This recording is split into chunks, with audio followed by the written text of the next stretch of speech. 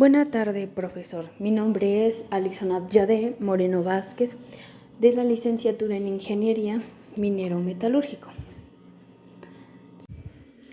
A continuación, les presentaré mi proyecto de integración como nombre Análisis Metalográfico. Comenzaremos con la presentación de mi persona y se preguntará cómo es que llegué a esta carrera. Pero realmente es que no estaba tan segura de mi decisión al principio. Quería estudiar como primera opción la licenciatura en Derecho Penal, ya que me gusta leer y creí que era lo que debía estudiar, porque me gusta hacer las cosas bien y que me gusta rodearme de gente que ponga en práctica sus valores. Claro, yo sería una abogada con la moral al frente, pero después, al llegar al quinto semestre en mi preparatoria, nos hicieron elegir un área. Esta área era prácticamente una preparación para cualquier carrera a la que te fueras. Estaba el área de humanidades, donde entraba pues la licenciatura en Derecho. Estaba el área de biología, el área de económico-administrativo, pero la verdad es que yo no soy muy buena con eso de los programas como Excel. Y estaba el área de exactas, entonces decidí meterme ya que pues creí que era donde iba a aprender mucho más a comparación de todas las áreas. Tomaba una capacitación para el trabajo en la preparatoria y pues al darme cuenta de esto, mi capacitación me decepcionó. Mi capacitación era en servicio al trabajo, en recursos humanos, pero no me agradó del todo y pues al parecer me encantó el área de exactas.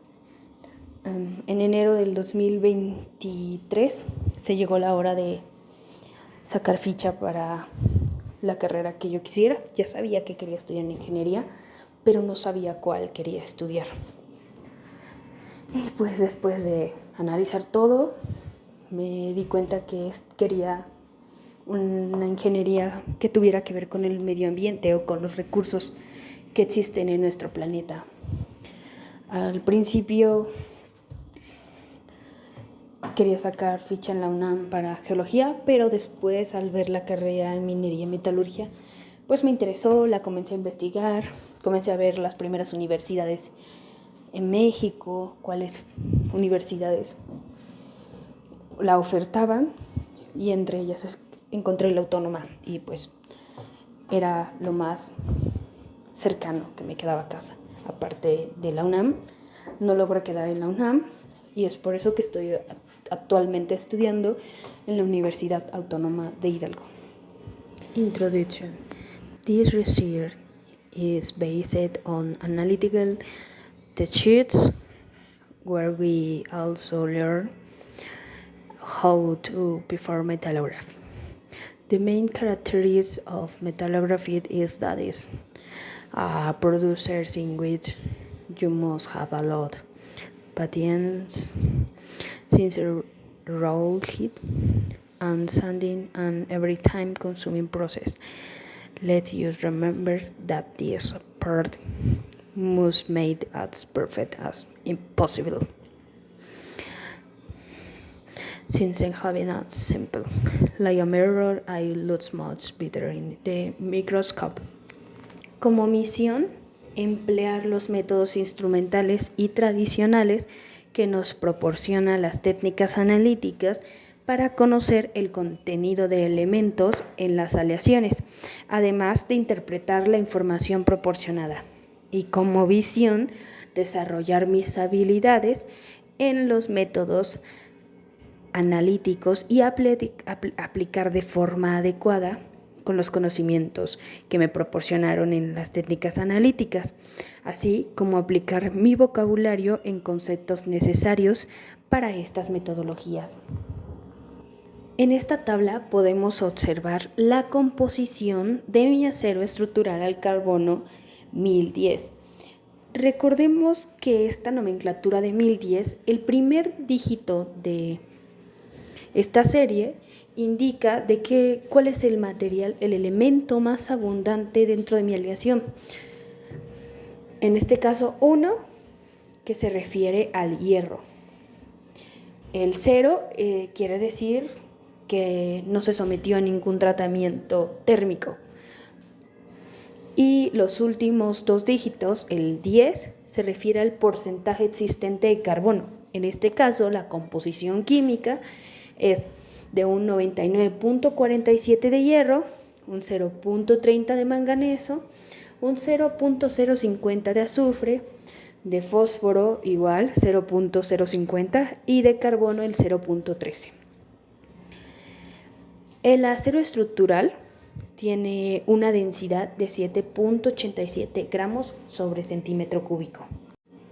En esta tabla podemos observar algunas de sus propiedades en sistema métrico, como su resistencia a la tracción de 365 megapascales, su límite elástico de 305 megapascales, los módulos elásticos, el módulo de volumen típico del acero, el módulo de corte de 80 gigapascales, el coeficiente de Poisson de 0.27 a 0.30, el alargamiento de la rotura, la reducción de área al 40%, la dureza de Brinell de 105, la dureza de Kinop en base a Brinell 123, la dureza de Rothwell 60, la dureza de Becker 108 y su maquinabilidad.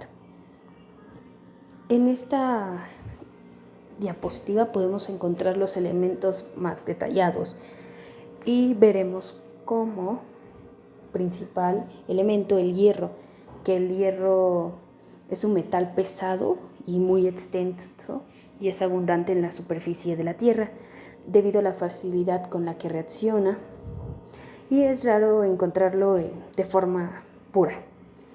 Los minerales en los que podemos encontrar el hierro es la hematita, que es un óxido de hierro con fórmula Fe2O3, el cual es puro y contiene el 70% de hierro. La limonita, con fórmula Fe2O3, H2O, es otro óxido, pero contiene cantidades variables de agua y se deriva de la alteración de otros minerales ferrosos. Químicamente la podemos encontrar en la magnetita, que es un óxido Fe3O4 y es un mineral que contiene la mayor cantidad de hierro. Debe contener aproximadamente un 72.4%. La siderita, que es un carbonato con fórmula química FeCO3, en su estado puro contiene solo el 48.3% del hierro. También podemos observar al manganeso. El manganeso es un metal de transición con número atómico 25 y pertenece al grupo 7 de la tabla periódica y cuenta con varios números de destilación.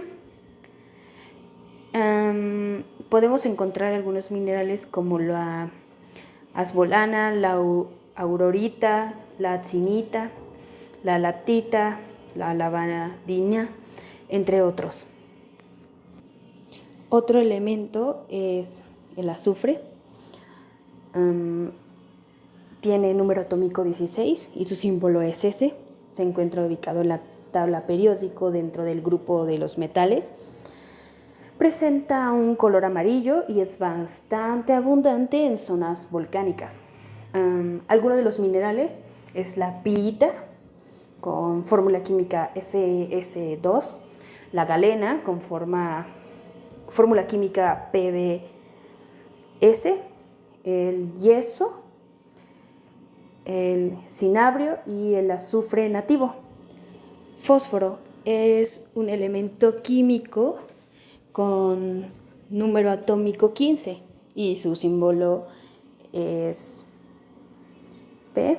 Es un elemento no metálico y pertenece al grupo 15 de la tabla periódica. Es una sustancia muy reactiva y se oxida al entrar en contacto con el oxígeno. Es por eso que no lo podemos encontrar de manera nativa o pura. Algunos de los minerales que podemos conocer es el apatito, que es una clase de los fosfatos y tiene una estructura cristalina hexagonal. La fluorita, que es fluoruro de calcio con fórmula CaF2 y pertenece a la clase química de los haluros. El carbono, con fórmula con símbolo C, es un elemento químico con número atómico 6. Es sólido a temperatura ambiente y dependiendo de las condiciones es su forma. Por ejemplo, lo podemos encontrar en la caliza, en la dolomita, en el yeso, en el mármol. Y dos de sus principales ponentes sería el grafito y el diamante.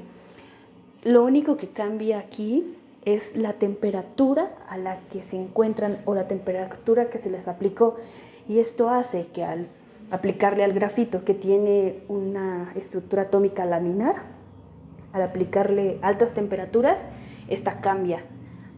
Y es así como se forma el diamante. A continuación explicaré una de las técnicas analíticas que se utiliza en este caso para los elementos primarios, que mi único elemento primario sería el hierro. Esto en base a una práctica de laboratorio que anteriormente ya realizamos. Como paso número 1, tenemos pesar una muestra de una aleación en hierro a 0.20 gramos, colocarlos, como paso número 2, colocarlos en vasos de 250 mililitros y adicionar 8 mililitros de ácido clorhídrico y 5 mililitros de agua y una gota de nitrato de ácido nítrico. 3. Colocar en la parrilla y calentar. Calentar hasta digestar y hasta obtener un color amarillo. Enfriar y adicionar 2 mililitros de ácido clorhídrico. Aforar a 250 mililitros en un matraz volumétrico. Vaciar el contenido del matraz volumétrico en un vaso de precipitado de 250 mililitros. Tomar del vaso de 250 mililitros 1 mililitro de la solución y colocar en matraz volumétricos de 250 mililitros.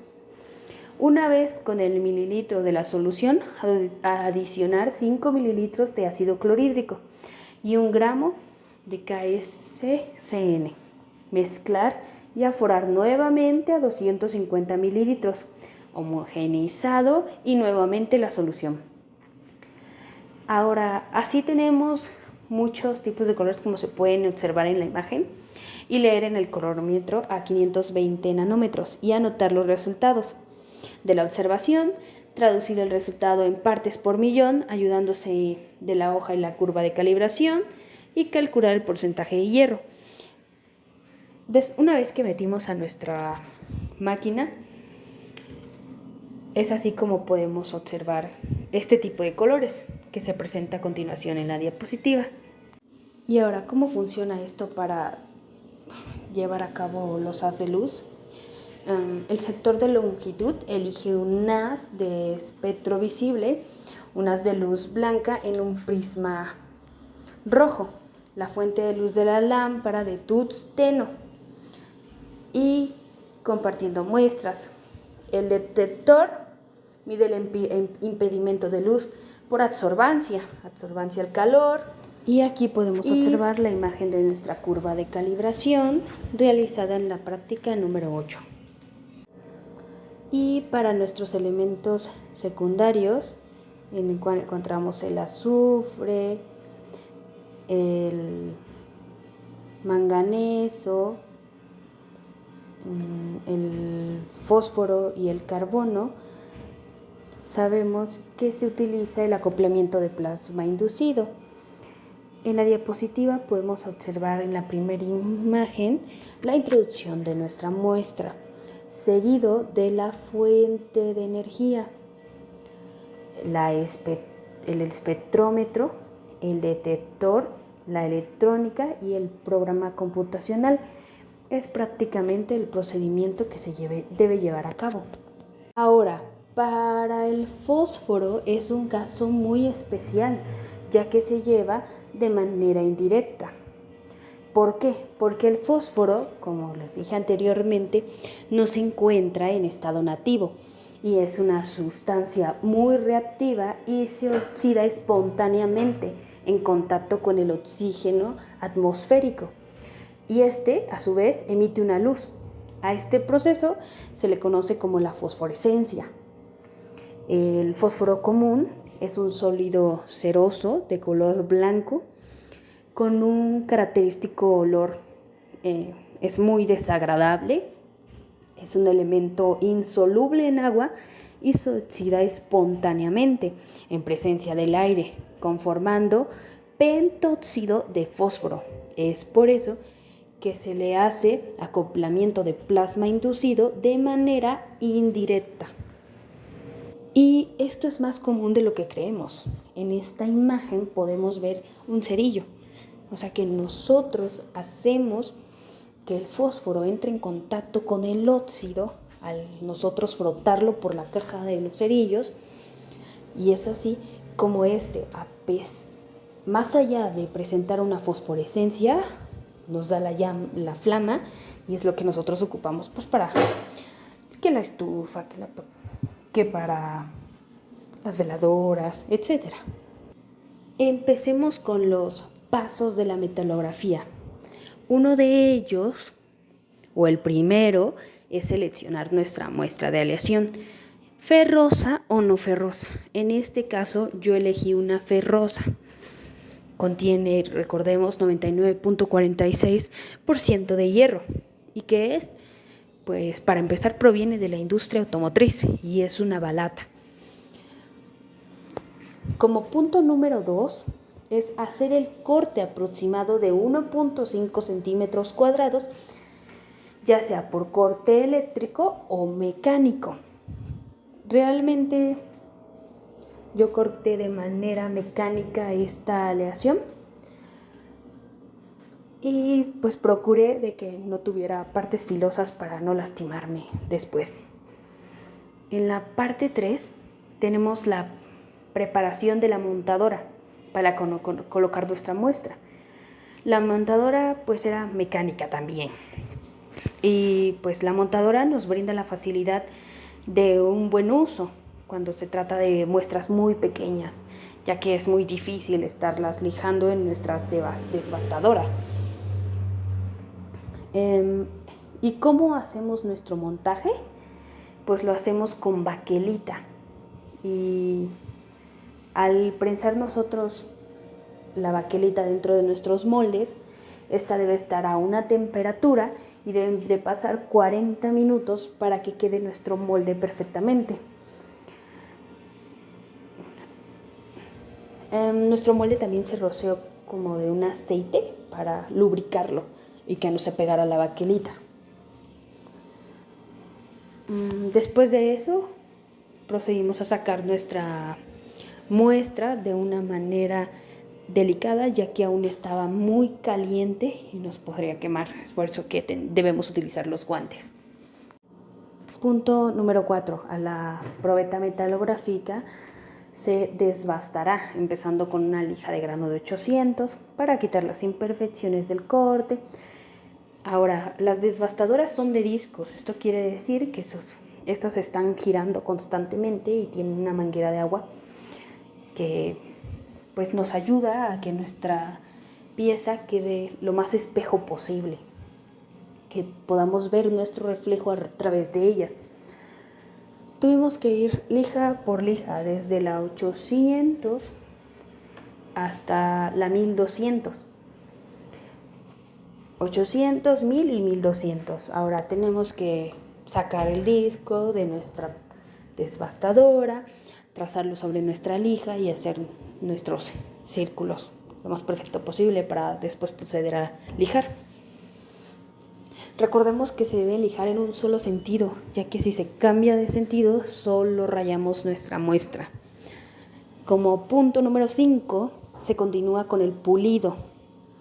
Y ahora utilizamos lijas de grano o de menor tamaño. En este caso utilizamos la de 1200, 1500, 2000 y 2500 hasta obtener pues lo que buscamos, nuestra superficie espejo.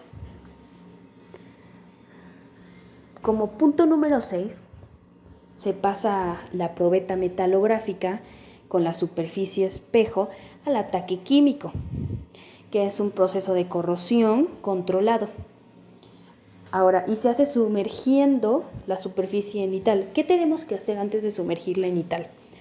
Tenemos que rociar nuestra muestra con alcohol, secarla y después ponerla en nital al 4%. Esto solo por segundos demasiado contados, ya que si nos pasamos, nuestra muestra se oxida y tendremos que volver a pulirla para obtener de nuevo nuestra superficie espejo. Es por eso que debemos tener un cronómetro y mantener el tiempo medido. Después de sacar nuestros entre un rango de 11 a 15 segundos en cualquiera de nuestros dos ataques químicos que hicimos, de nuevo la limpiamos con alcohol y la secamos. Esto para evitar que se oxide. Recordemos que son ácidos. Lo llevamos al microscopio también. Para esta metalografía se hacen 2 ataques químicos. Aquí podemos observar cómo estamos secando nuestra probeta después de nuestro segundo ataque químico. También debemos tener mucho cuidado de la manera en la que atacamos y dejamos nuestras probetas, porque se nos pueden oxidar. Ambas también, si antes agregamos picral y después se hace el otro ataque con nitral. Se trató de ver nuestra metalografía a través del microscopio a 5, 10 y 20x, pero mi muestra solo se pudo ver en 10, 20 y 50x. Y podemos ver un cambio de grano excesivamente. En unos se ven demasiado diminutos, podemos acercarlos y se ven mucho más grandes.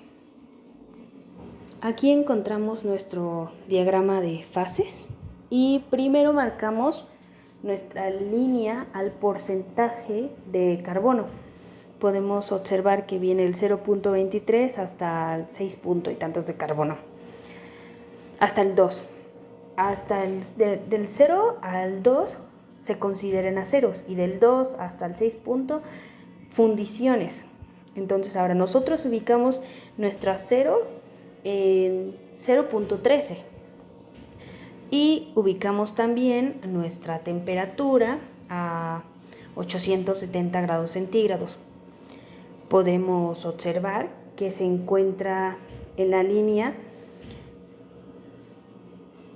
se encuentra en una línea pasando la línea líquidos y encontramos gamma más ferrita.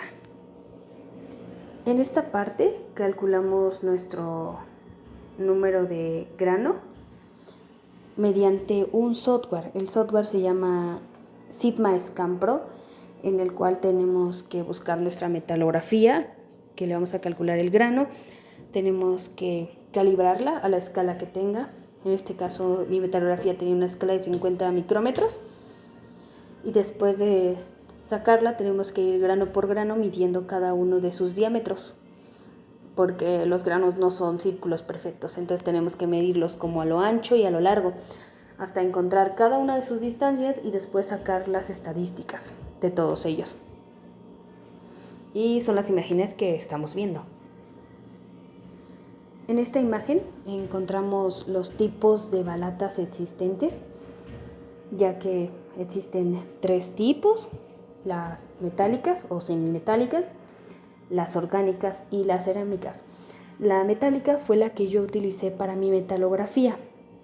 Las orgánicas solo en algunas marcas se utilizan. La metálica se utiliza principalmente en la Toyota.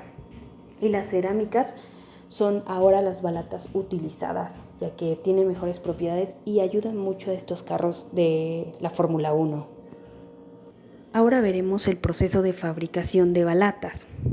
Como primero tenemos el proceso mezclado, que consiste en mezclar todos los elementos, todos los componentes, a forma de que queden una mezcla homogénea.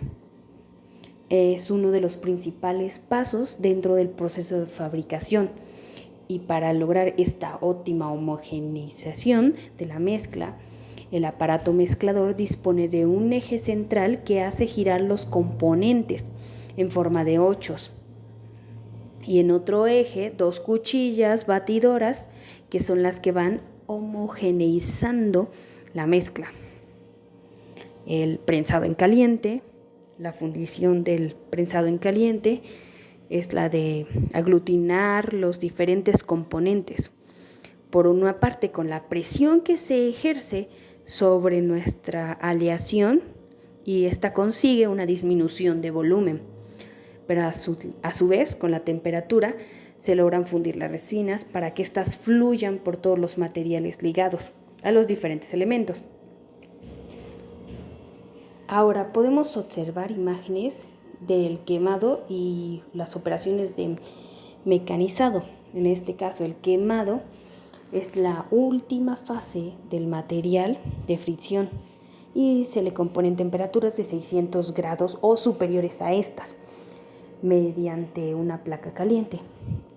En este último proceso de quemado se elimina una gran parte de materiales orgánicos aún existentes y la pastilla de freno adquiere sus características definitivas. Este proceso es muy caro y muy delicado, por lo que muy pocos fabricantes lo incorporan a sus procesos de fabricación. En Rothaus realizan HPT, que consiste en someter a la superficie de la pastilla en un intercambio de calor a 600 grados centígrados y una presión de 1 tonelada. Este proceso permite una mejor adaptación de la superficie de la pastilla a la del disco. Operaciones de mecanizado.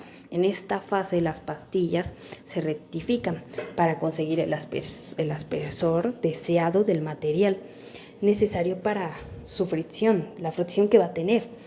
También es momento de realizar catas, ranuras o chanflanes. Prácticamente es poner a prueba nuestro material antes de lanzarlo al mercado.